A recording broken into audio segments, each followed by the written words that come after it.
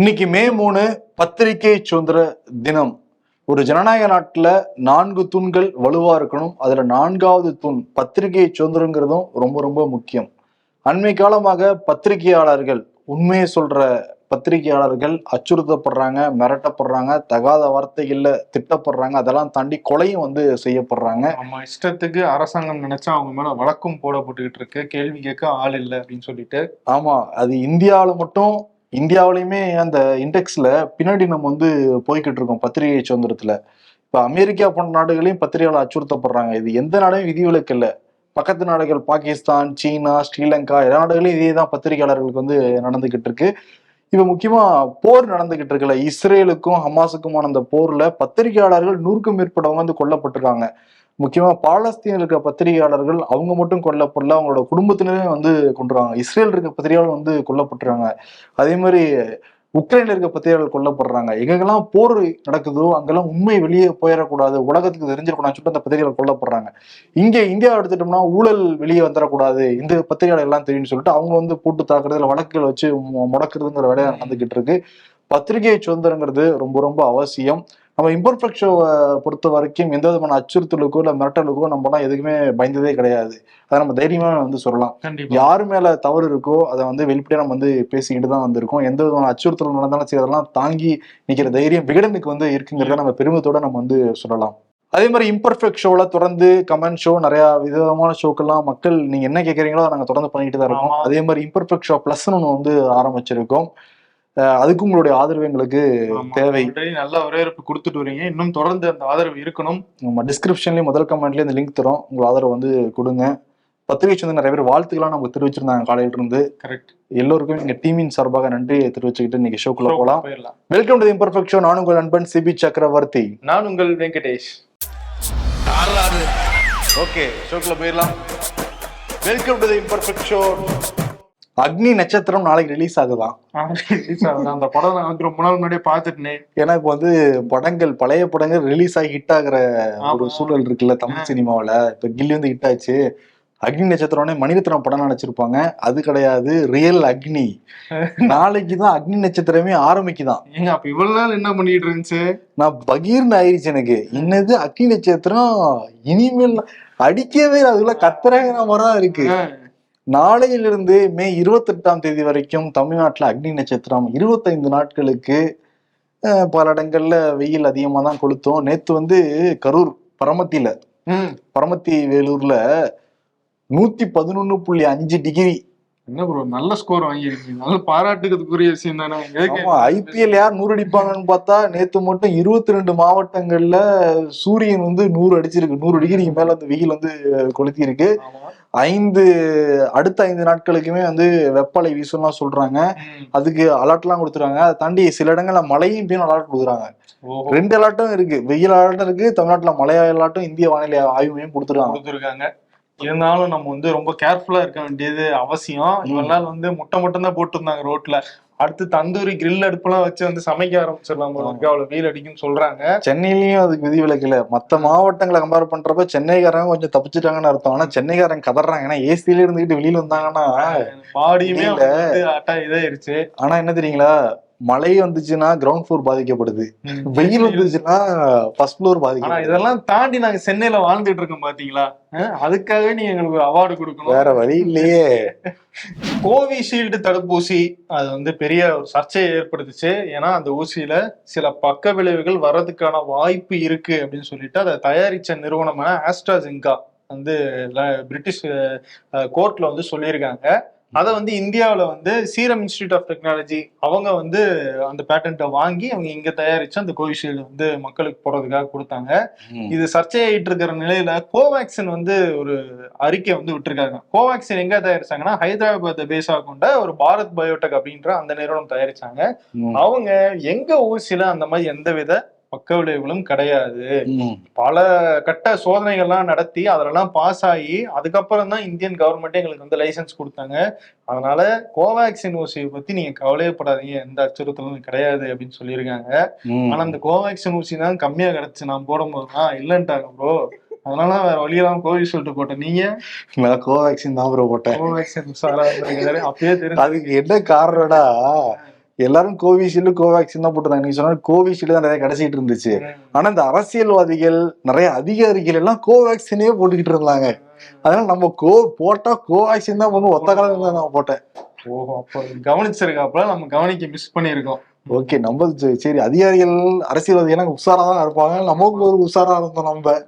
But ஆனா அது பயப்பட தேவையில்ல. கோவிஷீல்டு போட்டவங்களுக்கும் ரொம்ப அரிதிலும் அரிதான பாதிப்பு தான் வருங்கிறாங்க. 10 லட்சம் பேர்ல 7 அல்லது 8 பேர் தான் அந்த பாதிப்பு வருங்கிறாங்க. இத்தனைக்கும் அந்த கோவிடால மரணம் அடைஞ்சவங்க இந்தியாவில மட்டுமே 5 லட்சம் பேரு. இப்ப இன்கேஸ் வேக்சினே போடாம மட்டும் தான் நம்ம நிலைமை என்னன்னு நம்ம யோசிச்சு பார்க்கணும். அதை கம்பேர் பண்ணும்போது இது வந்து ஓகே, இது வந்து ரேரஸ்ட் ஆஃப் ரேர் அப்படின்னு இருக்கிறதுனால நம்ம கவலைப்பட தேவை கிடையாது. நம்ம பாசிட்டிவா நம்ம வந்து. ஆனா கோவேக்சின் நிறுவனத்தோட குசும பாத்தீங்களா, இந்த நேரத்துல வந்து நாங்க தான் ஸ்ட்ராங் சரியா இருக்கணும் அப்படின்னு சொல்லிட்டு கரெக்டா தும்பி இருக்காங்க. இந்திய பொருளாதாரம் தேங்கி நிக்குது அப்படின்னு சொல்லிட்டு நம்ம பிரதமர் மோடியினுடைய அமெரிக்க நண்பர் ஜோ பைடன் வந்து சொல்லியிருக்காரு.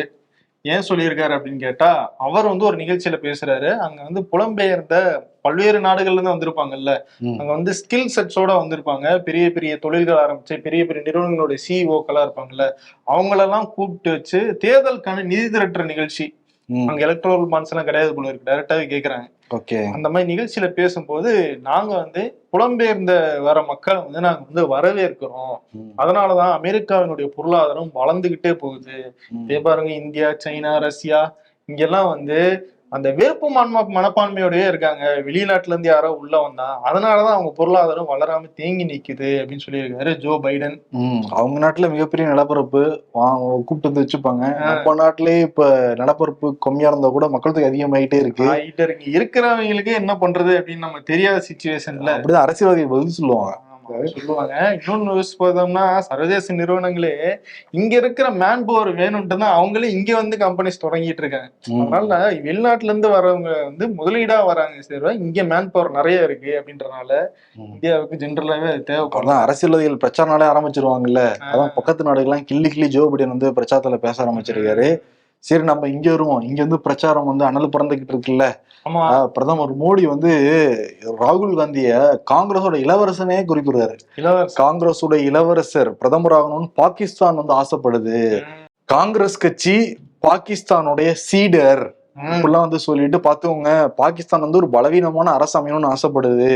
அந்த அரசு அமையணும்னு ஆசைப்படுறீங்களா, இல்ல நீங்க வலுவான ஒரு அரசு அமையணும்னு ஆசைப்படுறீங்களா, அதனால எனக்கு வாக்கு போடுங்கன்னு சொல்லிட்டு இந்த பாகிஸ்தான் ரெஃபரன்ஸ், ராமர் ரெஃபரன்ஸ், மதம் சார்ந்த ரெஃபரன்ஸ், எருமை ரெஃபரன்ஸ், இப்படியேதான் வந்து அவர் தேர்தல பேசிக்கிட்டே இருக்காரு. ஆனா அவரு 10 வருஷமா என்ன பண்ணாரு கேட்டா அதை மட்டும் பேச மாட்டேங்கிறாரு. இந்த வடிவேல் காமெண்ட்ல வரும்போது இவருக்கு ஒரு சீட் எடுத்து கொடுங்கப்பா, ஒரே பொய்யா பேசிக்கிட்டு இருக்காருன்ற மாதிரி எதிர்கட்சிகள் அப்படி சொல்றாங்க.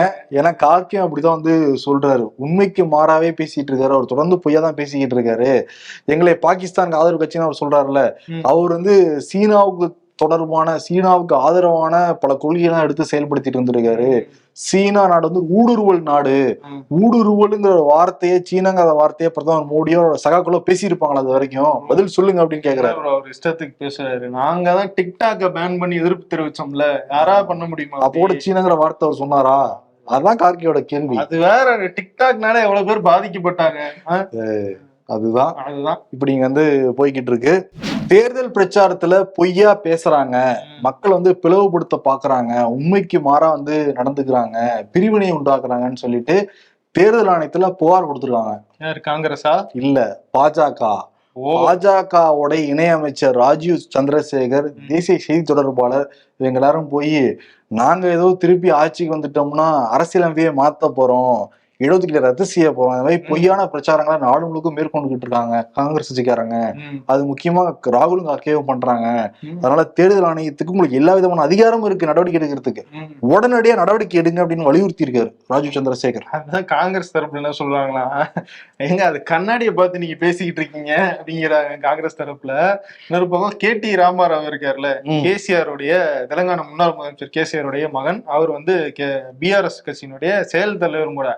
கேசிஆருக்கு 2 நாள் தடை விதிச்சிருக்காங்க. எதுக்குன்னா, ஒரு காங்கிரஸ் கட்சியை விமர்சிச்சோம், அந்த மாநிலத்துல இருக்கிற காங்கிரஸ் ஆட்சியை விமர்சிச்சோம், கொஞ்சம் சில பயன்படுத்த முடியாத வார்த்தைகள்லாம் சொல்லி வந்து பிரச்சாரத்துல பேசிட்டாரு. அதுக்காக அவருக்கு 2 நாள் வந்து தடை விதிச்சாங்க.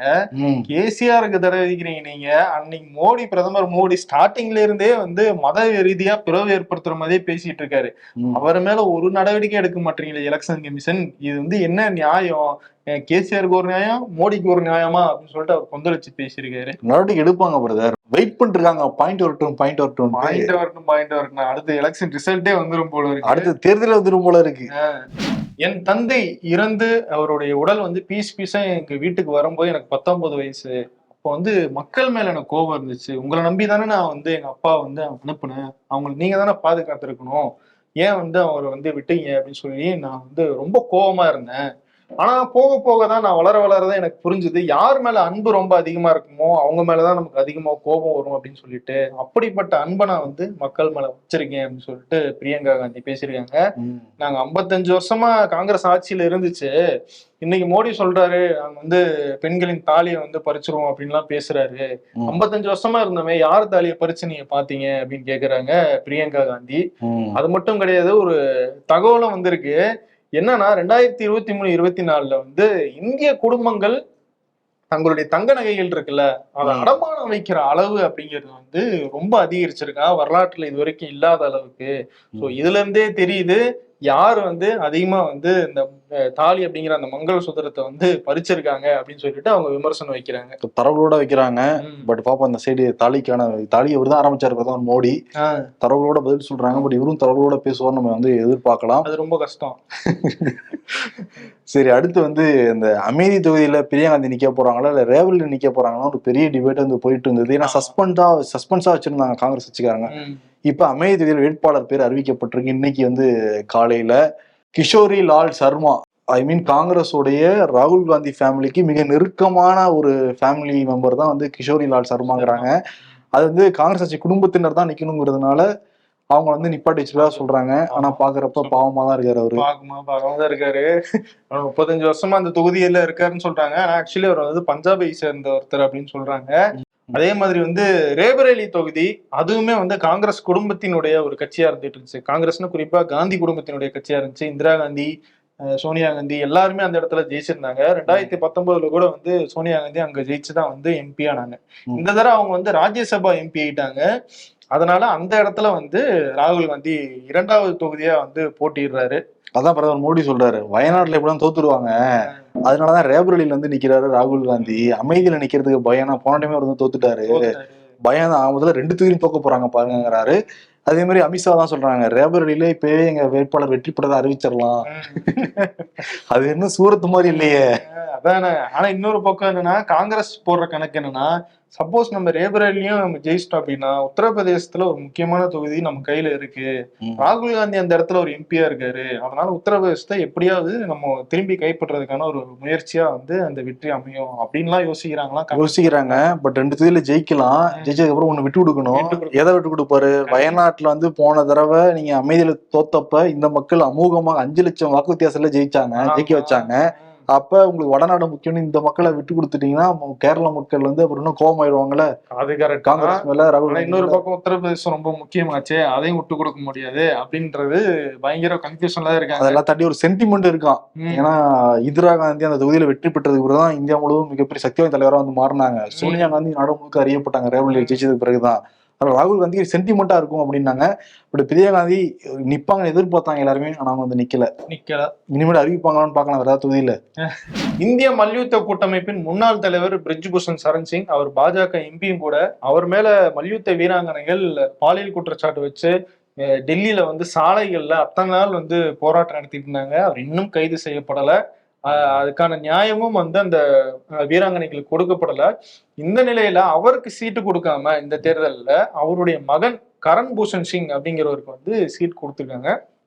கரணுமே வந்து உத்தரப்பிரதேச மாநிலத்தினுடைய மல்யுத்த கூட்டமைப்பின் தலைவரா இருக்காரு. சோ என்னதான் வந்து நீங்க வந்து அவருக்கு சீட்டு கொடுக்கல அப்படின்னாலும் அந்த குடும்பத்தை விட்டு அந்த சீட் அப்படிங்கிறது போகல அப்படிங்கறதுனால மல்யுத்த வீராங்கனைகள் கடும் அதிருப்தியில இருக்காங்க. அதான் சாக்சி மாலிக் வந்து என்ன சொல்றாங்கன்னா, இந்தியாவுடைய மகள்கள் தோத்து போயிட்டாங்க, எங்களுடைய நம்பிக்கை எல்லாமே உடைச்சிட்டாங்க, ஒரு தனி மனிதருக்காக இவ்வளவு பெரிய கட்சி பலவீனமா இருக்கா? இவங்க வந்து ராமரை பத்தி எல்லா பக்கமும் பேசுறாங்க, பட் ராமர் காட்டிய பாதையில நடக்கிறாங்களாங்கிறது மிகப்பெரிய ஒரு கேள்விக்குறி அப்படிங்கிறாங்க. பட் வருத்தமான ஒரு செய்தி தான். ஏன்னா சர்வதேச அளவுல இருந்தே கண்டனம்லாம் தெரிவிச்சாங்க அந்த பிரிஜ்பூஷன் சரண் சிங்குக்கு. அதையும் மீறி பிஜேபி பிடிவாதமா அவங்க அந்த குடும்பத்தில் இருக்கவங்களும் அவங்க சீட்டு கொடுத்தே தீர்வாங்கிறது. இவங்க எதை வந்து மக்கள்கிட்ட காட்டணும்னு நினைக்கிறாங்க, இல்ல இந்தியாவுடைய மக்கள்கள்னு மோடி சொல்றாருல, எதை இவங்க ப்ரொஜெக்ட் பண்ணணும்னு நினைக்கிறாங்கிறது ஒரு பெரிய கேள்விதான். கர்நாடகாவில மதச்சார்பற்ற ஜனதாதளத்தினுடைய எம்பி பிரஜ்வால் ரேவண்ணா, நம்ம முன்னாள் பிரதமருடைய பேரன், அவரை வந்து தேடுற முயற்சியில, அவரை எப்படியாவது பிடிச்சிடணும் அப்படிங்கிற முயற்சியில சிறப்பு புலனாய்வுகளை வந்து பயங்கர தீவிரமா வந்து செயல்பட்டுக்கிட்டு இருக்காங்க. நமக்கு தகவல் கிடைச்சிருக்கு. அவர் வந்து அந்த டிப்ளமேட்டிக் பாஸ்போர்ட்ல வந்து ஜெர்மனிக்கு தப்பிச்சு போயிட்டு தான் வந்து சொல்றாங்க.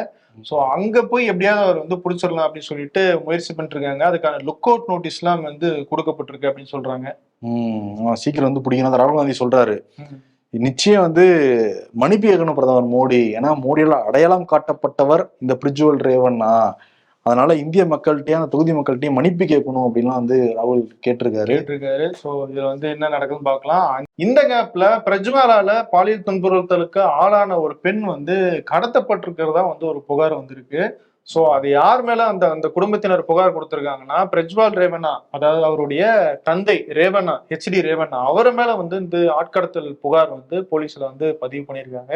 சோ இப்படி தொடர்ந்து இந்த சம்பவங்கள் அங்க வந்து நடந்துகிட்டே இருக்கு. இதுக்கு ஒரு முற்றுப்புள்ளி சீக்கிரமா வைக்கப்பட வேண்டும். மேற்கு வங்கத்துல ஆளுநர் CV ஆனந்த் போஸ், அவருக்கும் மாநில அரசுக்கும் இதுல வந்து எப்பயுமே பயங்கரமான மோதல் இருந்துகிட்டே இருக்கும். நம்ம ஆளுநர் RN ரவி பண்ற மாதிரி அவரும் அங்க வந்து பல்வேறு ஸ்டண்ட் வந்து அங்கேயும் பண்ணிட்டு இருப்பாரு மாநில அரசு எதிரா. இப்போ அவர் மேல வந்து ஒரு புகார் வந்திருக்கு. என்னன்னா, ஆளுநர் மாளிகையில பணி செய்யற ஒரு பெண்ணுக்கு வந்து அவர் பாலியல் துன்புறுத்தல் கொடுத்தாரு, பாலியல் தொல்லை கொடுத்தாரு அப்படிங்கிற ஒரு கம்ப்ளைண்ட்டை அந்த பெண் வந்து காவல் நிலையத்தில் கொடுத்திருக்காங்க. அது பெரிய அளவுல வந்து அங்க சர்ச்சையா இருக்கு. இந்த புகார் கரெக்டா என்னைக்கு கொடுக்கப்படுதுன்னா, பிரதமர் மோடி அன்னைக்குதான் வந்து ஆளுநர் மாளிகையில வந்து தங்குறாரு. நேத்து மேற்கு வங்கத்துல வந்து பிரச்சாரம் செய்யறதுக்காக. சோ அன்னைக்கு சாயந்தரம் வராரு, மத்தியானம் வந்து புகார் கொடுக்கப்படுது. சோ பெரிய சர்ச்சையாச்சு. ஆளுநர் என்ன பண்றாரு தெரியுமா? உடனே மேற்கு வங்கத்தினுடைய காவல்துறை ஆளுநர் மாளிகைக்குள்ள வரக்கூடாது அப்படின்னு ஒரு தடை உத்தரவு வந்து அவர் வந்து பிறப்பிச்சிருக்காரு. நான் வாட்டுக்கு சேஃப்டியா ராஜ்பவனுக்குள்ள இருப்பேன் அப்படின்ற மாதிரி. ஆனா வர செய்தியெல்லாம் பாருங்களேன், வெஸ்ட் பெங்கால் கவர்னர் மேல பெண் புகார், பிரிஜ்பூஷன் சரண் சிங் மேல ஒரு பெண் புகார், பிரிஜ்வல் ரேவண்ணா பெண் புகார். என்ன பிஜேபியா இல்ல என்ன கட்சி? ஆனா இவங்கதான் வந்து இந்திய பெண்களை நாங்கள் மதிக்கிறோம், காப்பாத்துக்கிறோம் அப்படின்லாம் வந்து பிரச்சாரம் பண்ணிட்டு இருக்காங்க. சோ இந்த பிரச்சனை போயிட்டு இருக்கு. ஆனா ஆனந்த் போஸ் என்ன சொல்றாரு? உண்மை ஜெயிக்கும், இதெல்லாம் வந்து சும்மா வந்து என் மேல வந்து இதேதான் ரேவண்ணாவும் சொன்னாப்ல, நீதி வெல்லும் அப்படின்னு எல்லா சரஞ்சிக்குன்னு சொல்றாப்ல. இப்படிதான் நடந்துகிட்டு இருக்கு. மணிப்பூர்ல கடந்த ஓராண்டா வந்து அந்த கலவரம் நடந்துகிட்டு இருக்கு. பல்வேறு மக்கள் கொல்லப்பட்டாங்க, பல்வேறு பெண்கள் வந்து துன்புறுத்தப்பட்டாங்க. இந்த சம்பவங்கள்லாம் எத்தனை நடந்துச்சு, எத்தனை FIR வந்து பதிவு செய்யப்பட்டுச்சு அப்படின்னு சொல்லிட்டு உச்சநீதிமன்றமே வந்து ரொம்ப ஸ்ட்ரிக்டா கேள்வி கேட்டு இருந்தாங்க. முதல் கட்டமா 11,000 வழக்குகள் நாங்க பதிஞ்சிருப்போம் அப்படின்னு சொல்லியிருந்தாங்க மணிப்பூர் காவல்துறை. ஆனா இப்போ அதுல கிளீன் அப் எல்லாம் பண்ணி 3,000 FIRக்கள் தான் இருக்கு அப்படின்னு சொல்லியிருக்காங்க. அவங்க சொல்ற காரணம் என்னன்னா, ஒரு 0 FIRன்னு ஒண்ணு பதிவாங்க. அதாவது எந்த மாவட்டத்துல இருந்து வேணா வந்து அந்த வழக்கு பதிவு செய்யப்பட்டிருக்கலாம். ஆனா அது வந்து சம்பவம் நடந்தது வேற மாவட்டமா இருக்கும். சோ அப்படிப்பட்ட 0 FIRலாம் வந்து நாங்க கழிச்சு கட்டி மொத்தம் 3,000 FIR தான் வந்து நாங்க பதிவு பண்ணியிருக்கோம் அப்படின்னு சொல்றாங்க காவல்துறை. அவங்களே சொல்றாங்க கழிச்சு கட்டிட்டாங்க அப்படின்னு. கழிச்சு கட்டிட்டாங்க. ஓகே, எடுத்துக்க வேண்டியதான் நம்ம. அதாவது 11,000 அப்படிங்கிறது குறைவுன்னு பல பேர் சொல்லிட்டு இருந்தாங்க. இப்ப அதையும் 3,000 ஆக்கிட்டாங்க. எத்தனை பேருக்கு இதுல வந்து நியாயம் கிடைக்கும்? இதுவும் வந்து பெண்கள் தான் பாதிக்கப்பட்டாங்க. அங்க ஆட்சியில் இருக்கிறது பாஜக. 2 பெண்கள் வந்து நிர்வாணமாக அடித்தெழுத்து செல்லப்பட்டாங்க. அதுக்கு உடந்தையா இருந்தது காவல்துறைன்னு சொல்லிட்டு CBIயே வந்து அசாம் சிறப்பு நீதிமன்றத்தில் வந்து வாக்குமூலமே கொடுத்துருக்காங்க, அறிக்கையை சப்மிட் பண்ணிருக்காங்க. எப்பதான் வந்து இந்த மாதிரி பாதிக்கப்பட்ட பெண்களுக்கு நீதி கிடைக்குங்கிறது தெரியல. தமிழ்நாட்டு பெண்களுக்கும் இந்த விவகாரத்துல நீதி கிடைக்கணும். இந்த டாஸ்மாக் ஒவ்வொரு தெருவுக்கும் கோயில் இருக்கிற மாதிரி ஒவ்வொரு தெருவுக்கும் வந்து தமிழ்நாடு முழுக்க டாஸ்மாக் கடைகள் இருக்கு. அதுல வந்து குடியார்கள் குடிச்சிட்டு விழுந்து கிடக்குறாங்க. அதனால அவங்க குடும்பத்தினர் மிகவும் வந்து பாதிப்படைகிறாங்க. இது அதிகமா பாதிக்கப்படுறது பெண்கள் தான். பெண்கள் வந்து தொடர்ந்து கோரிக்கை வைக்கிறது டாஸ்மாக மூடுங்கிறதான். நம்ம வந்து களத்துல ஆய்வு பண்றப்பயே தென் மாவட்டங்களுக்கு போனப்பவே எல்லா பெண்களும் சொன்னது டாஸ்மாக தயவு செஞ்சு மூடுங்க அப்படிங்கறதுதான். அது வந்து பெண்களுக்கான அந்த கோபம் உக்கிரம்ங்கிறது ஆட்சியாளர்களுக்கு புரியாம இருக்கு. அவங்க வந்து 2016 வெகுண்டு எழுந்த மாதிரி வெகுண்டு எழுந்துட்டாங்கன்னா யாராலையும் அந்த ஆட்சியில் இருக்க முடியாது. இப்ப என்ன அப்படின்னா டாஸ்மாக் வந்து நிறுவனம் மது ஆலைகளுக்கு ரெக்வஸ்ட் வச்சிருக்காங்க, இன்னும் நீங்க உற்பத்தி அதிகம் பண்ணணும், டார்கெட் எல்லாம் ஃபிக்ஸ் பண்ணிருக்காங்க. இப்போ வந்து 3 கோடியே ஒரு 40 லட்சம் பீர் பாட்டில்கள் 3 கோடியே 40 லட்சம் பீர் பாட்டில்கள் தமிழ்நாட்டுல ஒரு மாசம் விற்பனை ஆகுது. இப்ப இந்த கோடை காலங்கிறதுனால இன்னும் அதிகமா விற்பனை ஆகுமா, ஒரு 50 லட்சம் எக்ஸ்ட்ரா நீங்க உற்பத்தி பண்ணணுங்கிற உத்தரவு வந்து போட்டிருக்காங்க. தமிழ்நாட்டுல 2 ஆலை இருக்கு, அதெல்லாம் தாண்டி ஜார்க்கண்ட்ல ஒரு ஆலை இருக்கு, அங்கெல்லாம் கூட ரெக்வஸ்ட் பண்ணி வர வைக்கிறாங்களா இங்க. அதுவும் வந்து டாஸ்மாக் அந்த ஊழியர்களுக்கு உத்தரவு போடுறாங்க, நிறைய குடிமகன்கள் வந்து கூலிங்கான பீர் பாட்டில் எல்லாம் கேட்பாங்க, அதனால கூலிங்கா வச்சிருக்காங்க. இப்ப குடிநீருக்கு தட்டுப்பாடு பல இடங்கள்ல கோடை காலங்கள்ல ஏற்பட்டுக்கிட்டு இருக்கு. பல ஏரிகள் வறண்டு போயிருச்சு, குளங்கள் வறண்டு போயிருச்சு. குடிநீர் அந்த குடிநீருக்கு அரசாங்கம் என்ன முயற்சி எடுக்குன்னு கேட்டா ஒன்னும் கண்ணு கட்டு சொல்லி ஒன்னும் தெரியல. ஆனா குடியாளர்களுடைய குடிநீர் பிரச்சனைக்கு உடனடியா கூலிங் வர வைக்கணும், அவங்கள மன சாட்டிஸ்பேக்ஷன் எல்லா வேலையும் பண்றாங்க. இது யாருக்கான அரசாங்கம்?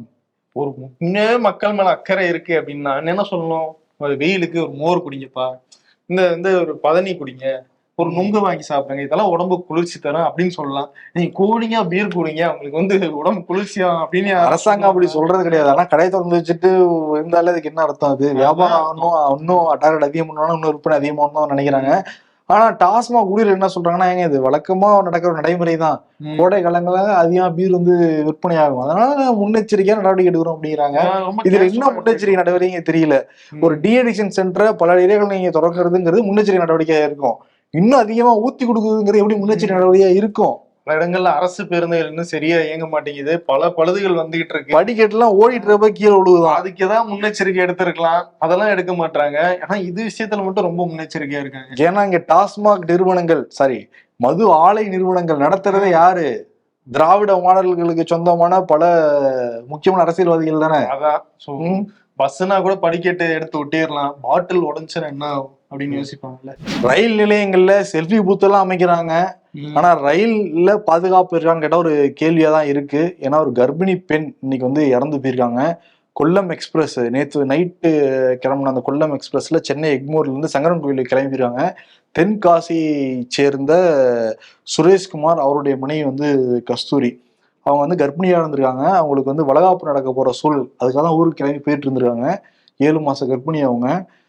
நைட்டு வந்து லைட்டா அவங்களுக்கு வாந்தி வர மாதிரி ஏற்பட்டிருக்கு, வாந்தி வர மாதிரி ஆயிருக்கு. அதனால உளுந்தூர்பேட்டை பக்கத்துல வரப்ப அந்த வாஷ் பேஷன் பக்கத்துல வாந்தி எடுக்க ட்ரை பண்ணிருக்காங்க. அந்த சமயத்துல தலையும் சுத்திருக்கு அவங்களுக்கு. அதனால அந்த ரயில் படிக்கட்டுல தவறி விழுந்துருக்காங்க. விழுந்தே உறவினர்கள் போய் அந்த அவசர கால அந்த அபாய சங்கிலி இருக்கும்ல, அத அபாய சங்கிலி இழுன்னு எடுத்துட்டாங்க. ரயில் நிக்கவே கிடையாது. அப்புறம் பக்கத்து கம்பார்ட்மெண்ட்டுக்கு ஓடி போய் இழுத்து நிக்க வைக்கிறதுக்குள்ளார 8 கிலோமீட்டர் தாண்டி போயிருக்கு ட்ரெயின். அப்புறம் 3 மணி நேரம் தேடுதலுக்கு பிறகு கஸ்தூரி வந்து உடலாதான் மீட்கப்பட்டிருக்காங்க. எவ்வளவு கனவுகளோட வந்து இருந்திருப்பாங்க கஸ்தூரி. உறவினர் வந்து சந்திச்சிருப்பாங்க. ஆமா, தருணத்துல உறவினர்கள் என்ன சொல்றாங்கன்னா, இன்கேஸ் ரயில் அங்கேயே நின்று இருந்தனா நாங்க நிச்சயம் காப்பாத்திருக்க முடியும், நாங்க அவ்வளவு கதறணும். அதுக்கு பிறகு வந்து உறவினர்கள் குதிக்கலாம் போயிட்டாங்களாம், ரயில் நிக்கல அப்படின்னு. உடனே ஒரு கொடூரமான ஒரு நிகழ்வு தான். அவங்க விசாரணைக்கும் வந்து விட்டுருக்காங்க. என்னன்னா கோட்டாட்சியருடைய விசாரணைக்கும் வந்து ரயில்வே போலீசார் வந்து ஒரு பண்ணணும் அப்படின்ற பரிந்துரையை வந்து கொடுத்துருக்காங்க. ஏன் அப்படின்னா அவங்களுக்கு கல்யாணமாகி ஒரு 9 மாதங்கள் தான் ஆகுது. ஸோ கல்யாணமாகி ஓராண்டுக்குள்ள வந்து ஒரு மனைவி அப்படிங்கிறவங்க வந்து இறந்தாங்க அப்படின்னா அதுல வந்து ஏதாவது சந்தேகத்துக்குரிய விஷயம் இருக்கா அப்படிங்கிறத விசாரிக்க வேண்டியது அரசினுடைய கடமை. அந்த அடிப்படையில கோட்டாட்சியருடைய விசாரணைக்கு வந்து இந்த பரிந்துரையும் பண்ணியிருக்காங்க.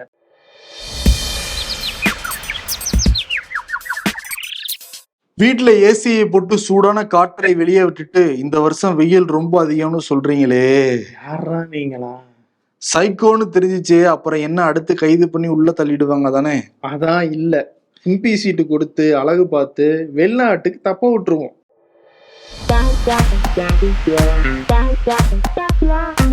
திருவண்ணாமலை கிரிவலம் சுத்துறவங்க கூட இவ்வளவு ஸ்லோவா சுத்த மாட்டாங்க.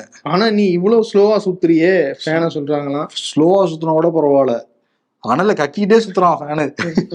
டாஸ்மாக் ஊழியர்களுக்கு ரேஷன் கடையில் வேலை செய்தி. அண்ணே மண்ணெண்ணெய் வந்துருச்சா? கூலிங் இல்ல பரவாயில்லையா?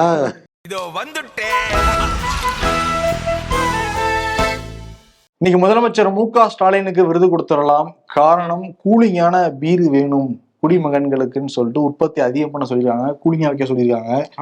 இதெல்லாம் நாட்டுக்கு ரொம்ப தேவையா அப்படிங்கிற மாதிரிதான் நமக்கு வந்து இங்க டென்ஷன் ஆகுது. ஆமா, வெயிலோட இது ரொம்ப டென்ஷனா இருக்கு. அதனால மக்கள்லாம் பாவம் இல்லையாங்கிற விருது வந்து ஸ்டாலின் கொடுத்துடலாம். ஓகே. ஆனாலும் இன்னைக்கு வந்து பத்திரிகை சுதந்திர தினம், அதையும் கன்சிடர் பண்ணி ஏதாவது விருது கொடுத்தா நல்லா இருக்கும்னு நான் நினைக்கிறேன். அதை கொடுக்கலாம். பட் வந்து ஆயிரக்கணக்கான பத்திரிகையாளர்கள் கடந்த ஓராண்டுல உலகம் முழுக்க வந்து இறந்து போயிருக்காங்க. அது முக்கியமா அந்த பாலஸ்தீனம் ஏரியால எல்லாம் 100க்கும் மேற்பட்ட பத்திரிகையாளர் இறந்து போயிருக்காங்க.